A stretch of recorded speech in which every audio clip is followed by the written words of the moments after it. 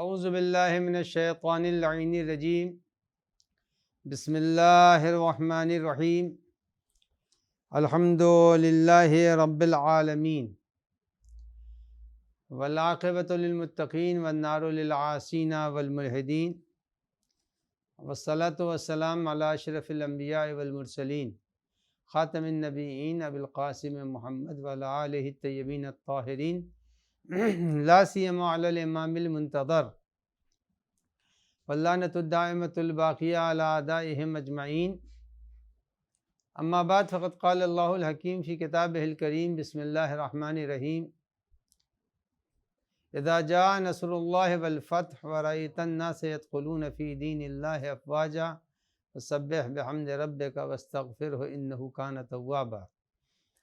ناظرین محترم، قبل اس کے کہ میں اپنے سلسلے گفتگو کو سورہ مبارکہ نصر کی تفسیر کی طرف لے جاؤں، آپ سب سے گزارش ہے کہ ایک مرتبہ ان مرحومین جن کے نام میں بھی آپ کے سامنے پیش کر رہا ہوں ان کے لیے ایصال ثواب فرما دیں۔ انور علی راشد وسرام، زہرا یوسف عبداللہ بنانی، ذوالفقار انور علی راشد، فاطمہ حسین قاسم و وسرام، شینی حسین علی داؤدانی، حسین علی داؤدانی فیملی، یوسف عبداللہ بنانی، ان سارے مومنین کے لیے آپ حضرات سورہ فاتحہ کی تلاوت فرما دیں۔ بسم اللہ الرحمن الرحیم۔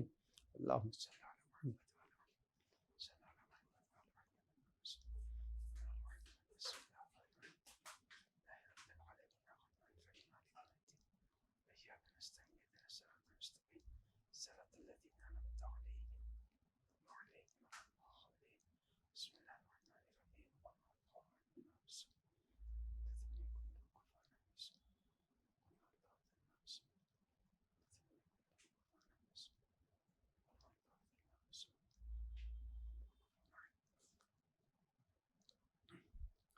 ایک مرتبہ میں اپنے تمام ناظرین سے گزارش کروں گا کہ وہ صلوات بھیجیں تاکہ میں اپنے بیان کا آغاز کر سکوں۔ اللہم صلی علی محمد و آل محمد وعجل فرجہم۔ تو گفتگو چل رہی تھی کہ پروردگار عالم نے سورہ مبارکہ نصر میں یہ ارشاد فرمایا ہے کہ یدخلون فی دین اللہ افواجا، لوگ اللہ کے دین میں جوق در جوق داخل ہوں گے۔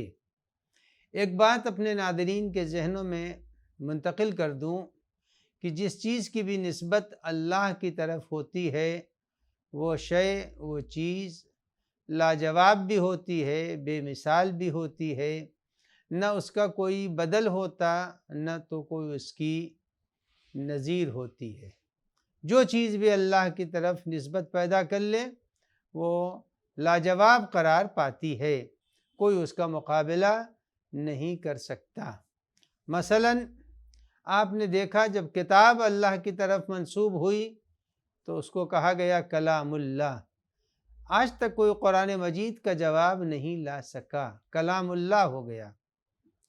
یا مثلا جب گھر کو اس نے اپنی طرف نسبت دے دی تو اس کو کہا گیا بیت اللہ، اللہ کا گھر، کلام اللہ، اللہ کی کتاب۔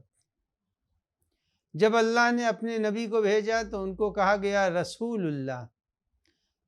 تو اب نہ تو کعبے کا کوئی جواب لا سکا، وہ مرکزیت جو کعبے کو حاصل ہے، کائنات میں اتنی بڑی زمین پھیلی ہوئی ہے لیکن جو مرکزیت خانہ کعبہ کو حاصل ہے وہ زمین کے کسی ٹکڑے کو مرکزیت حاصل نہیں ہوئی۔ جو عظمت قرآن مجید کو حاصل ہوئی وہ عظمت کسی دوسری کتاب کو حاصل نہیں ہوئی۔ پیغمبر کو جو اللہ نے رسول کہا، رسول اللہ، کتاب اللہ، بیت اللہ، تو جو اللہ نے رسول اپنی طرف منتقل کر دیا، منسوب کر دیا، اس رسول کا بھی کوئی جواب نہ لا سکا۔ نہ نوح کا کوئی جواب لایا، نہ ابراہیم کا کوئی جواب لایا، نہ ہمارے نبی کا کوئی جواب لایا، نہ لا سکتا ہے۔ اسی طرح جب اللہ نے کہہ دیا ولی اللہ تو آج تک کوئی نہ تو امیر المومنین کی کا جواب لا سکا اور نہ تو کوئی امام حسن عسکری علیہ الصلاۃ والسلام کا جواب لا سکا، اور نہ تو جب ظہور ہوگا امام عصر کا کوئی جواب لائے گا۔ تو جس چیز کو بھی اللہ کی طرف نسبت ہو جاتی ہے وہ لاجواب ہوتی ہے، وہ معجزہ ہے، وہ بے مثال ہے، وہ بے نظیر ہے۔ تو جس طرح ان تمام چیزوں کو اللہ نے اپنی طرف نسبت دے کر کے لاجواب بنا دیا، اسی طرح دین اسلام کو بھی ان الدین عند اللہ الاسلام، دین کو بھی اپنی طرف نسبت دی ہے۔ یدخلون فی دین اللہ، لوگ جوق در جوق اللہ کے دین میں۔ یہ اور بات ہے کہ کبھی کبھی ایسا ہوتا ہے کہ یہ جو دین ہے دین اسلام، ان الدین عند اللہ الاسلام، یہ دین ہے تو یقیناً ایسا دین ہے کہ اس کے اندر لوگ جوق در جوق داخل ہوں، لیکن بسا اوقات کبھی ایسا ہو سکتا ہے اور ہو ہی رہا ہے، دنیا دیکھ رہی کہ آج دنیا میں بہت سے دین پائے جا رہے ہیں، لیکن دین اسلام اگرچہ اپنی خوبیوں کے باوجود لوگ اس سارے کے سارے کائنات کے لوگ اس دین کی طرف مائل نہیں ہیں۔ بہت سے دین ہیں، عیسائیت دین ہے، مسیحیت دین ہے، زرتشتیت دین ہے، اور دوسرے ادیان ہیں، جتنے بھی دین تصور کر لیے جائیں بہت سے ہیں، لامذہبیت بھی ایک نظام اور ایک قانون ہے۔ بہرحال لیکن دین اسلام کے ساتھ ایک مسئلہ یہ ہے کہ ہے تو لاجواب، لیکن اس کا چہرہ بگاڑ دیا گیا ہے۔ آپ نے دیکھ لیا کہ ماسک لگا کر کے بہت سے لوگوں کا چہرہ بگڑ گیا، تو اسی طرح سے اسلام کے چہرے پر کچھ ایسے بدنما حکمراں آ گئے جن کے وجود سے اسلام کو بڑی تکلیف پہنچی اور اسلام کو بہت زیادہ خفت کا مظاہرہ کرنا پڑا۔ گاہے بگاہے وہ اسلام شکست کھا گیا اور وہ تصویر ٹوٹ کے رہ گئی اور حقیقی اسلام کی تصویر سامنے آ گئی۔ تو عزیزان گرامی، اللہ نے اس دین اسلام کو بہترین دین کہا، یدخلون فی دین اللہ، اس کو اپنی طرف نسبت دی ہے کہ یہ دین ہمارا ہے اور یہ دین یہی قبول کیا جائے گا، ان الدین عند اللہ الاسلام۔ اس کے بعد قرآن کہتا ہے من یبتغی غیر الاسلام دینا فلن یقبل منہ، اور اگر کسی نے اسلام کے علاوہ کسی دین کو قبول کر لیا اور لے کر کے وہ ہمارے پاس آیا تو اب وہ فرما رہے ہیں کہ ہم اس دین کو قبول نہیں کریں گے۔ قرآن نے کہہ دیا ہم اس دین کو قبول نہیں کریں، چاہے قرآن کو کوئی مانے یا نہ مانے۔ اگر آپ بغیر آدھار کے چاہیں اکاؤنٹ کھول لینا تو نہیں کھلے گا، چاہے آپ اس بات کو مانیں یا نہ مانیں۔ اللہ نے فرما دیا ہے کہ ہم اسی دین کو قبول کریں گے جس کا نام اسلام ہے۔ آج اسلام کو سارے دنیا کے انسان قبول نہیں کر رہے ہیں، اس کی وجہ صرف یہی ہے کہ آئینہ کے اوپر جب گرد پڑ جائے یا خود اپنے لینس کے اوپر، شیشے کے اوپر بہت زیادہ گرد پڑ جائے تو شیشہ اپنا ہے، آئینہ اپنا ہے، عینک اپنی ہے، لیکن جب گرد پڑ گئی تو اپنی تصویر نظر نہیں آتی، دھندلی دکھائی دیتی ہے۔ بس یوں ہی سمجھ لیجئے اسلام کے چہرے پر اتنی گرد پڑ گئی ہے کہ اس گرد کی وجہ سے صحیح چہرہ اسلام کا سامنے نہیں آتا ہے۔ اس اسلام میں کبھی چنگیز نظر آتا ہے، اس اسلام میں کبھی دوسرے شرپسند نظر آتے ہیں، کہیں قاتل، کہیں بنی عباس، کبھی بنی امیہ، کبھی فلاں کبھی فلاں کا۔ یہ وہ افراد ہیں جنہوں نے اسلام کے چہرے کو گرد آلود کر دیا، غبار آلود کر دیا۔ عزیزان گرامی، اسلام کے حقیقی چہرے کو اگر دیکھنا ہے تو حقیقی چہرہ کہاں نظر آئے گا؟ وہاں نظر آئے گا جہاں سے اسلام چلا ہے۔ اسلام چلا پیغمبر کے گھر سے، جب پیغمبر نے اسلام جیسے دنیا والوں کے سامنے پیش کیا، اسی طرح کا اسلام ہم کو قبول کرنا چاہیے۔ ایک بات بہت ہی عمومی اور سطحی ہے کہ آج یہ اختلاف پایا جاتا ہے کہ دو الگ الگ نظریے ہو گئے۔ ایک نظریہ وہ ہے جو کہ غدیر کو تسلیم کرتا ہے، ایک نظریہ وہ ہے کہ جو غدیر کو تسلیم نہیں کرتا۔ یقیناً کچھ ایسے ہیں اختلافات ہیں جو نظریہ غدیر کو تسلیم نہیں کر رہا ہے، کچھ وہ ہیں جو غدیر کو تسلیم کر رہے ہیں۔ تو یہ اختلاف غدیر والا چھوڑ دیجئے، نبی اکرم کی زندگی کے آخری دن کا مسئلہ ہے نا، کہ پیغمبر اکرم کی زندگی کا آخری حج تھا، اور 18 ذی الحجہ سن 10 ہجری میں، اس کے بعد سے وہ 11 ہجری میں رسول اللہ کی رحلت ہو گئی۔ تقریباً 3 مہینے پہلے کا یہ واقعہ ہے غدیر، مگر اس کو بہت سے لوگوں نے نہیں مانا، بہت سے لوگوں نے مان لیا۔ میں ان کو نے بڑی اہمیت دی ہے۔ یہ بتائیے کہ مدینے میں پیغمبر پر نماز واجب ہوئی، 8 سال تک یا 9 برس تک پیغمبر نے نماز پڑھی ہے، سن 2 ہجری سے لے کر کے سن 11 ہجری کی 28 صفر تک یا 12 ربیع الاول تک پیغمبر نے نماز پڑھی ہے۔ جب نماز پڑھی ہے تو مسلمان نماز پڑھتے ہوئے رسول اللہ کو دیکھ رہا تھا یا نہیں دیکھ رہا تھا؟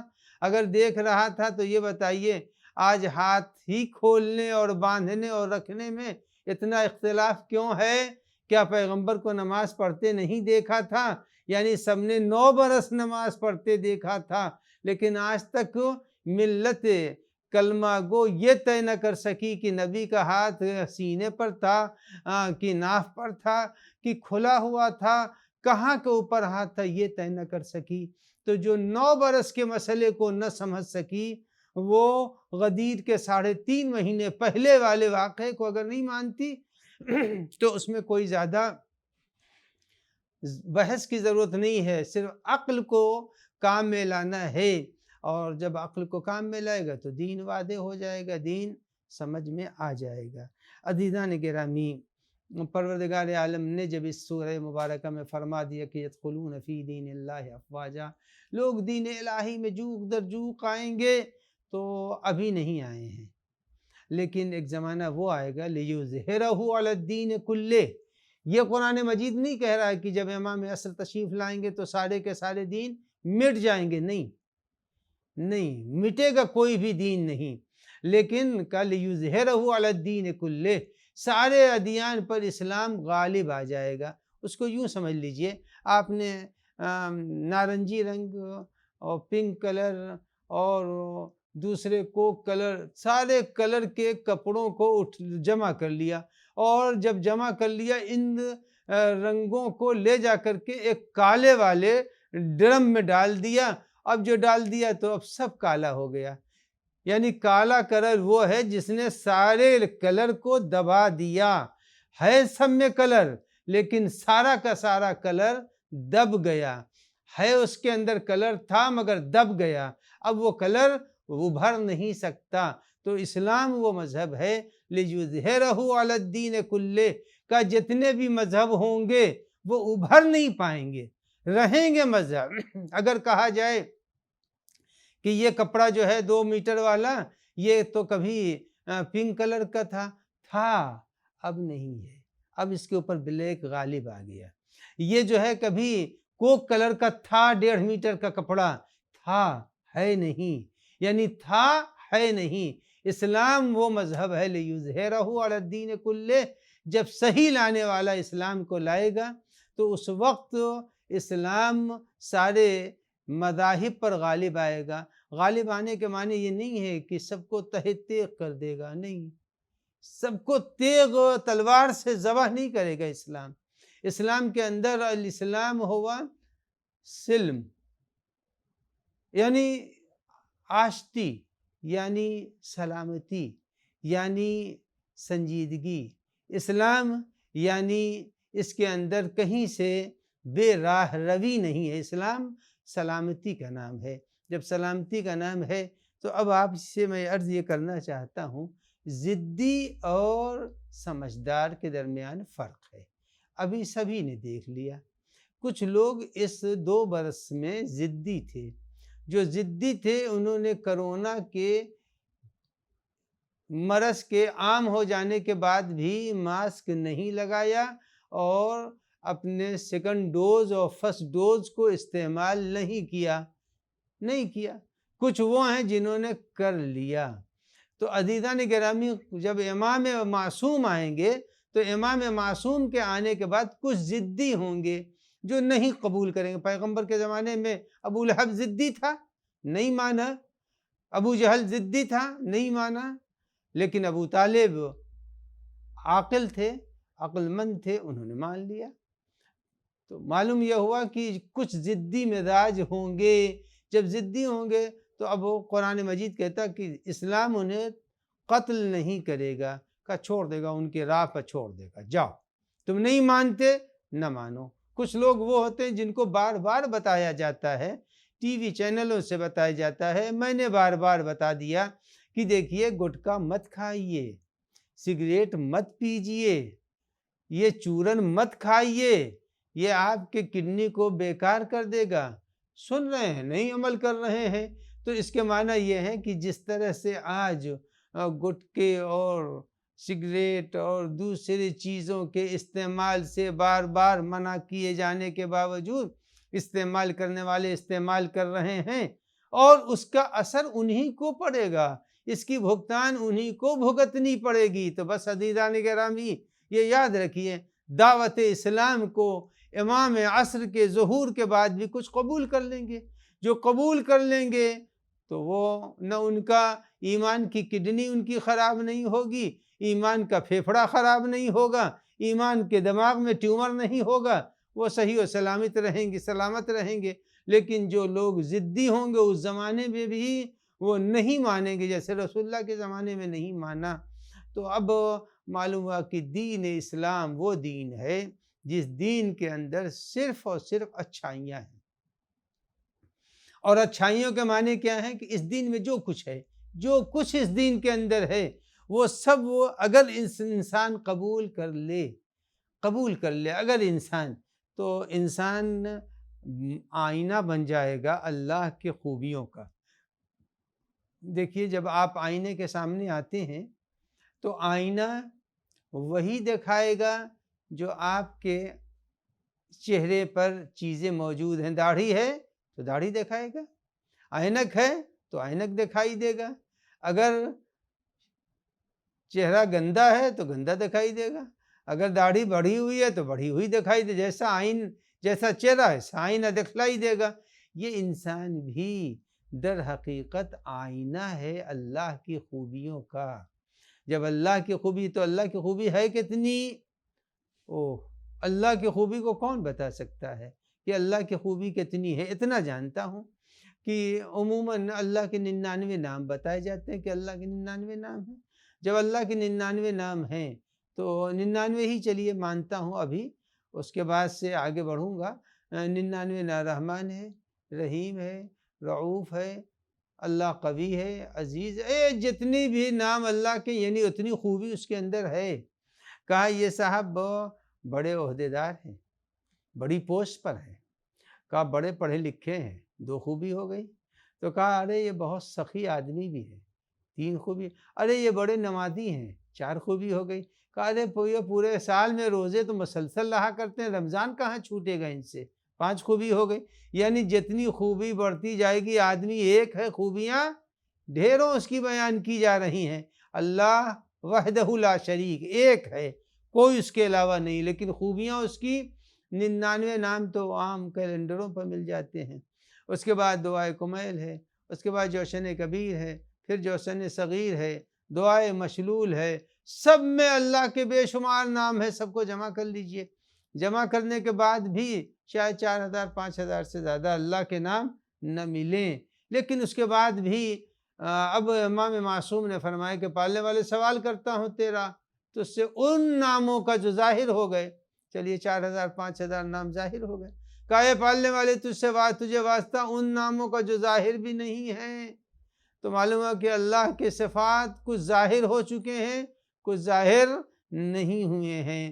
تو اب اللہ کی صفت میں سے ماہ مبارک رمضان میں 2 عمل پر بہت زیادہ زور دیا جاتا ہے۔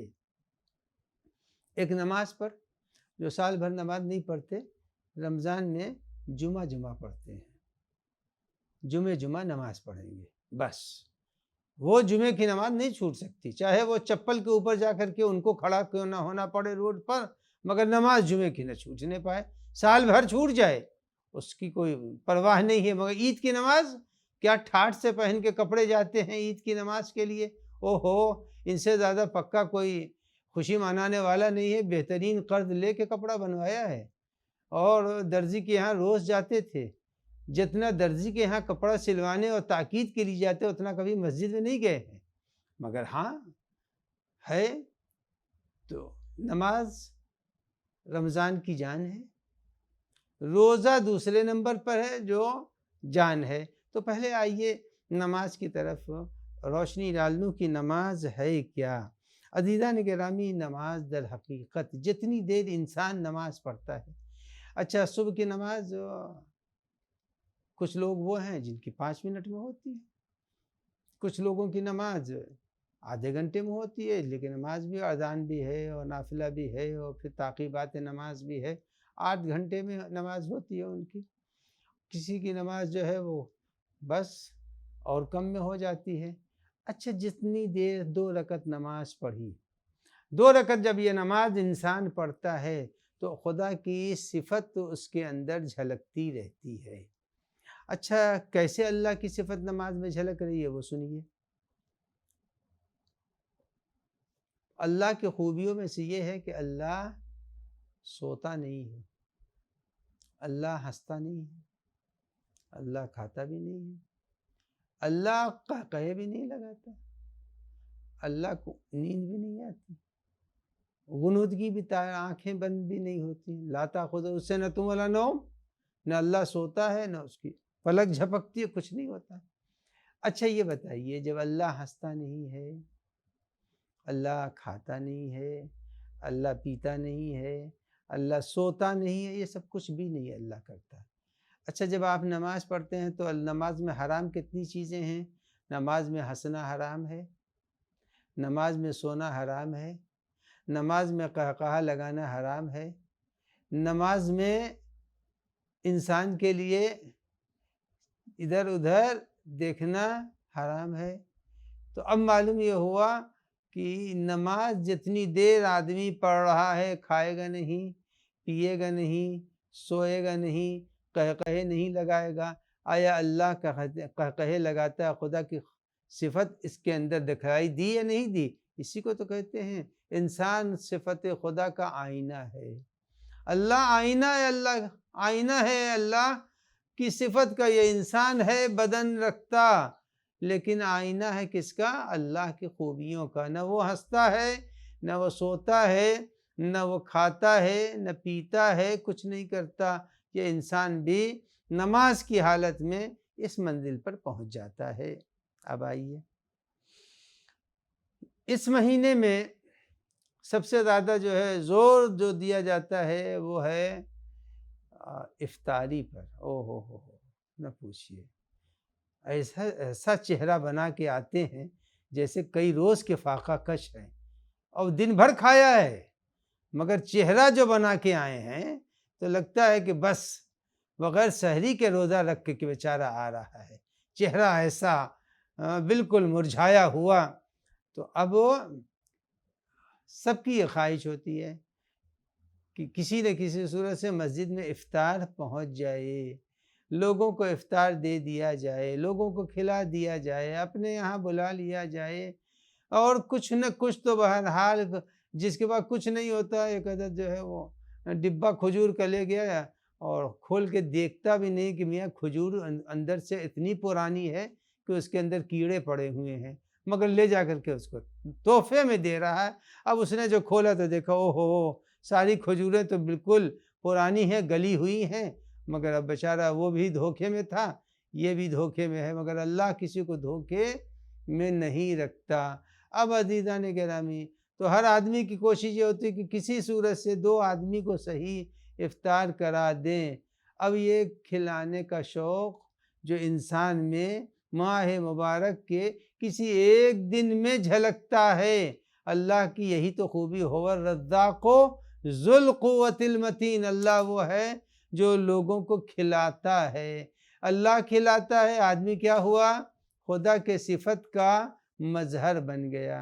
اللہ کی خوبیاں اس میں جھلکنے لگیں، چونکہ یہ دوسروں کو کھلاتا ہے، افطار تقسیم کرتا۔ کچھ لوگ صاحبان حیثیت ہوتے ہیں وہ بھی افطار کراتے ہیں، کچھ نادار ہوتے ہیں وہ بھی افطار کراتے ہیں۔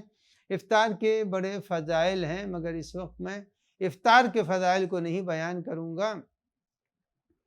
بس یوں سمجھ لیجئے کہ جس کسی نے کسی کو افطار کرا دیا، اس نے اللہ کی صفت کو ظاہر کیا ہے، چونکہ وہ اللہ کھلاتا ہے، اس نے بھی کھلا دیا۔ اب آئیے تیسری چیز جو اس مہینے میں فروع دین میں اول نماز، دوسرے روزہ، تیسرے حج۔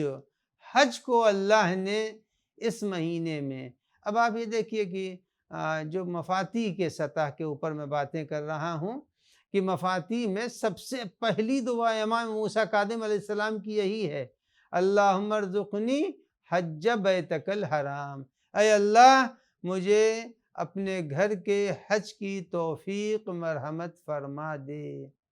کتنی بڑی عظیم دعا ہے حج کی، اور اول نماز دوسرے روزہ۔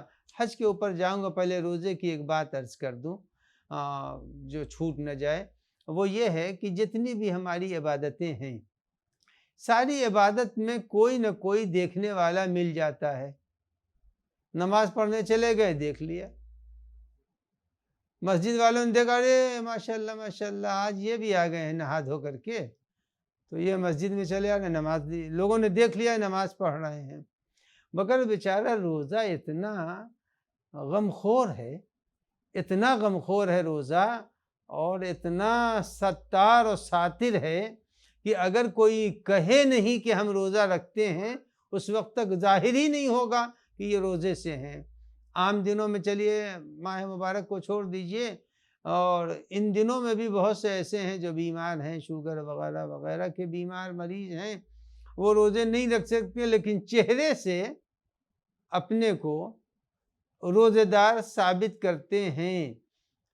اور اگر کوئی شخص چلیے رمضان کے بعد روزے سے ہے، کسی کو نہیں پتا کہ یہ روزے سے ہے، لیکن جتنے بھی ہمارے فروع دین کے عمل ہیں، ہر عمل میں کم سے کم 2 آدمی کو تو خبر ہو ہی جائے گی۔ نماز پڑھنے گئے، پیش نماز صاحب کو خبر ہو گئی کہ صاحب یہ میرے پیچھے نماز پڑھ رہے ہیں، مومنین کو خبر ہو گئی۔ مگر روزہ ایک ایسی عبادت ہے جس کی خبر کسی کو نہیں۔ تو حج کرنے کے لیے، اب آئیے حج کی بات جو عرض کر رہا ہوں کہ حج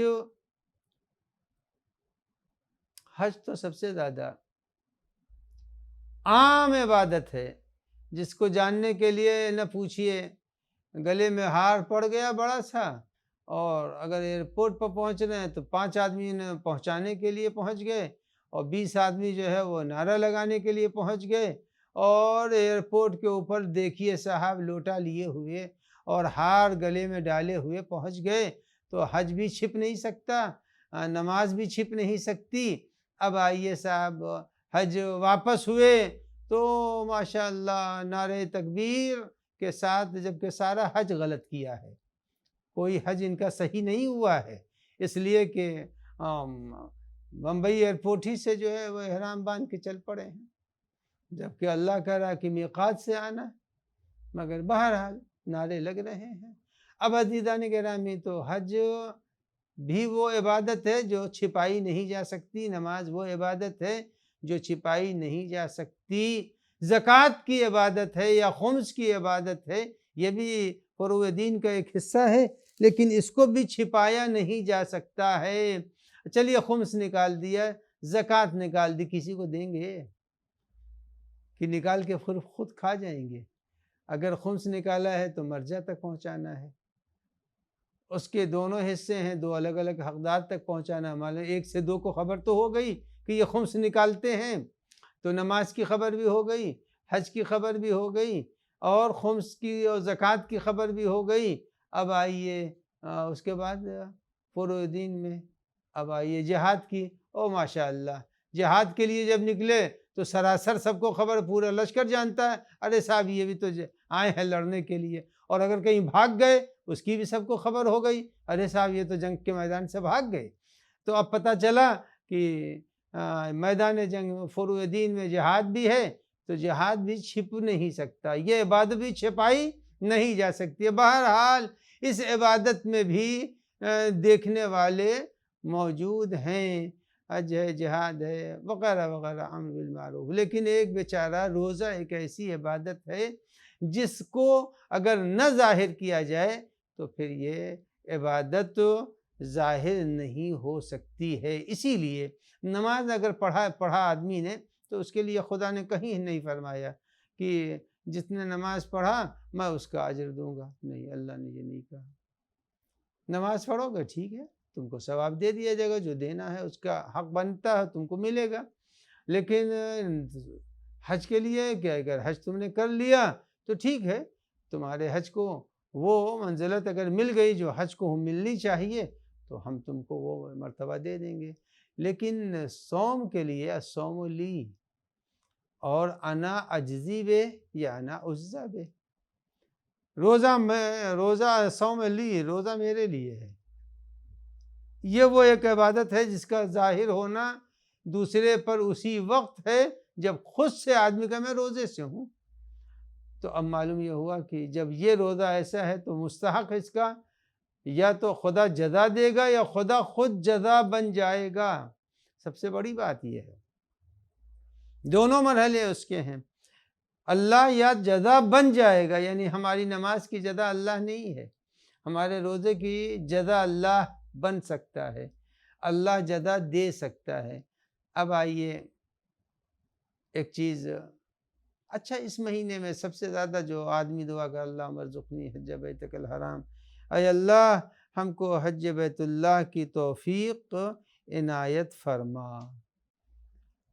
اچھا ٹھیک ہے، اگر پیسہ رہا اس سال پتہ نہیں کتنا ریٹ لگے گا، یہ تو نہیں معلوم کہ حج کا ریٹ کیا لگے گا، اس لیے کہ بہانے تو بڑے ہیں اس سال کہ کیا کریں، ادھر سعودی کھوکھلا ہو رہا ہے، اس کا سارا پیسہ جو ہے وہ امریکہ لوٹ کے لے جا رہا ہے، وہ اسی کو بزنس بنا رہا ہے، تو حج کے ذریعے سے اب حج کتنا مہنگا ہوگا وہ خدا ہی بہتر جانے، اور اس سال خدا کرے کہ اب پھر کوئی نئی بیماری نہ آن پڑے جس سے حج پھر رک جائے۔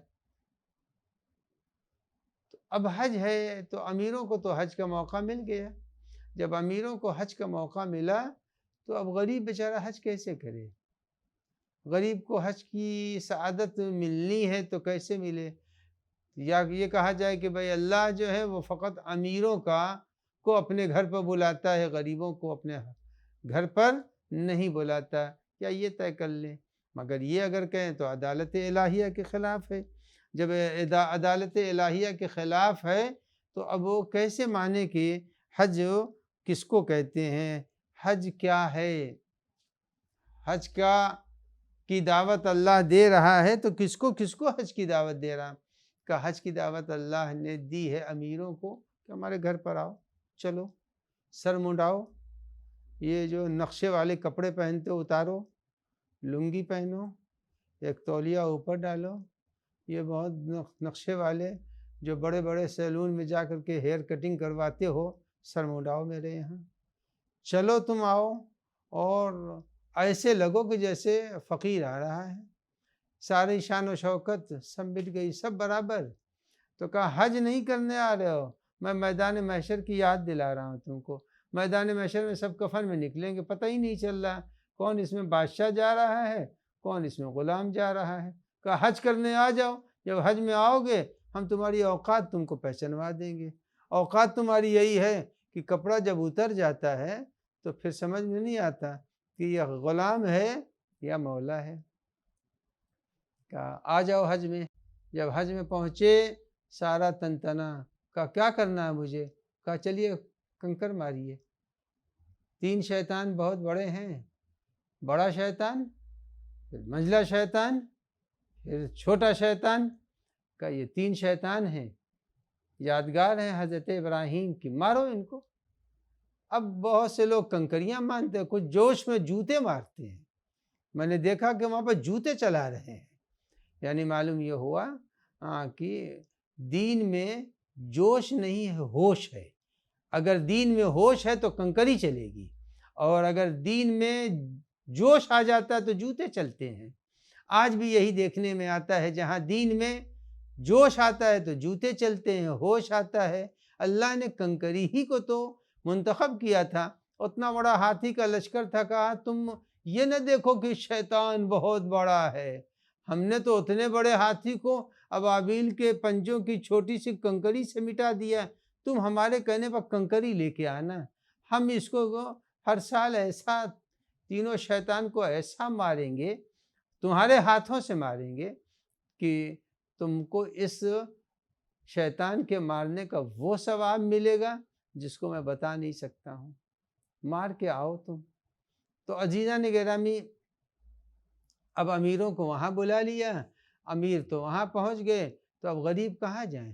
تو اب پیغمبر نے کہا نہیں، رہا مسئلہ ثواب کا، وہاں تو جائیں گے، فاقہ کریں گے، کسی ٹور میں جائیں گے، زحمتیں اٹھائیں گے، سر منڈائیں گے، اور اس کے بعد سے اب دعائیں کریں گے، پتہ نہیں طواف النساء بھی صحیح سے کریں گے کہ نہیں کریں گے، کس حالت میں وہاں سے پلٹیں گے، خالی زمزم پی کے چلے آئیں گے یا کہیں سے دین کا زمزم پھوٹ کے نکلے گا، مگر وہاں سے آگے کہ اب غریب بیچارہ کیا کرے؟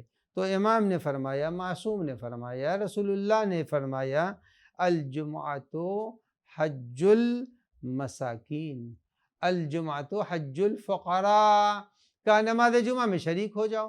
جب تم نماز جمعہ میں شریک ہوگے تو نماز جمعہ میں شرکت کرنا۔ اب بھئی حج پر جاؤ گے تو حج میں بیت اللہ ہی ہے، اللہ کا گھر ہے بیت اللہ، تو یہ مسجد کیا ہے؟ بیت اللہ ہی تو ہے، اللہ کا گھر یہ بھی تو ہے۔ وہاں کے اوپر بھی حالت نجاست میں نہیں جا سکتے، یہاں بھی نہیں جا سکتے حالت نجاست میں، یہاں کے اوپر بھی تم کو اپنے کو پاک کر کے پہنچنا ہے، وہاں بھی پہنچنا ہے۔ رہی بات ثواب کی، تو ثواب دینے میں نہ تو مکے کے سعودی والے تم کو ثواب دیں گے، نہ مسجد میں پڑھو گے تو مسجد کے متولی اور ٹرسٹی تم کو ثواب دیں گے، ثواب تو ہم ہی دیں گے نا۔ جب ثواب ہم دیں گے تو مکے میں جائیں تو بھی ثواب ہماری طرف سے ملے گا، مسجد میں آؤ گے تو ثواب ہماری طرف سے ملے گا، ثواب ہم دینے والے ہیں۔ کہ ان کو دوڑا کر کے صفا مروہ میں دوڑاؤں گا، خانہ کعبہ میں طواف چکر لگواؤں گا، نماز پڑھواؤں گا، سر منڈواؤں گا، قربانی کرواؤں گا، پھر ثواب دوں گا؟ کہا تمہیں تو بیٹھے بٹھائے، کہا کون سیب کھاتا ہے، ہر آدمی جوس پیتا ہے، کہا وہ اتنے ٹکر کھا کر کے جو ثواب دیں گے، تم نماز جمعہ میں شرکت کر لو، نماز جمعہ میں شرکت کرو گے حج کا ثواب دے دیں گے۔ کہا الحج الجمعۃ حج المساکین، الجمعۃ حج الفقراء، فقیروں اور غریبوں کا حج ہے۔ کہا کثرت سے آ جاؤ، نماز جمعہ میں شرکت کرو، نماز جمعہ میں شرکت کرو گے تو یقیناً ہم تم کو حج کا ثواب عنایت کریں گے۔ تو معلوم یہ ہوا کہ دین الہی وہ دین ہے جس دین کے اوپر ابھی غبار پڑی ہے، اور غبار جس وقت ختم ہوگی وہ دن ہوگا روز ظہور، اور جب روز ظہور دین پر سے پڑی ہوئی غبار ختم ہوگی تو عزیزان گرامی اس دن یہ دین سب کے لیے ایک شفاف آئینہ بن جائے گا۔ اب آپ یہ دیکھیے کہ کوئی بھی حوض کا پانی نہیں پیتا، بھئی حوض کے پانی میں پانی ہی تو ہے، وہ بھی پاک و پاکیزہ پانی ہے، پی لیجئے۔ کہا نہیں، شفاف نہیں ہے، بسلری پینا ہے۔ کہا بسلری پئیں گے آپ؟ کیوں بھائی؟ کہا ایکوا گارڈ والا پانی پیتا ہوں میں، تو بسلری اور ایکوا گارڈ پیتا ہوں، بھائی پائپ سے آ رہا پانی پی لیجئے۔ تو کہا نہیں، ایسا پانی نہیں ہے، شفاف پانی چاہیے۔ تو جس طرح شفاف پانی کی تلاش ہے، دین شفاف بھی اس دن ہوگا جب امامت آئے گی، اور امامت کے چھننے میں جب عقائد چھانے جائیں گے تو جو خرافات ہیں وہ رک جائیں گے، جو شفاف عقیدہ ہے وہی آگے بڑھے گا، اور اسی عقیدے کو پروردگار عالم نے فرمایا کہ ہم اسلام کو قبول کریں گے، وَمَن يَبْتَغِ غَيْرَ الْإِسْلَامِ فَلَن يُقْبَلَ مِنْهُ وَهُوَ فِي الْآخِرَةِ مِنَ الْخَاسِرِينَ۔ پس عزیزان گرامی، آج کے اس بیان کی روشنی میں دو تین چیزیں آپ کے سامنے ہیں۔ سب سے پہلی چیز یہ ہے کہ وہ کون کون سی چیزیں ہیں جس کو پروردگار عالم نے اپنی طرف منسوب کیا ہے، نمبر ایک۔ دوسری چیز یہ ہے کہ وہ حدیث کیا ہے جس حدیث کو غریبوں کے تسلی کا ذریعہ بنایا ہے کہ تم اگر غریب ہو تو ہم تم کو وہی ثواب دیں گے جو امیروں کو ثواب دیا ہے۔ اور تیسری چیز یہ ہے کہ انسان کا وجود خدا کے سامنے کون سی حیثیت رکھتا ہے۔ والسلام علیکم ورحمۃ اللہ وبرکاتہ۔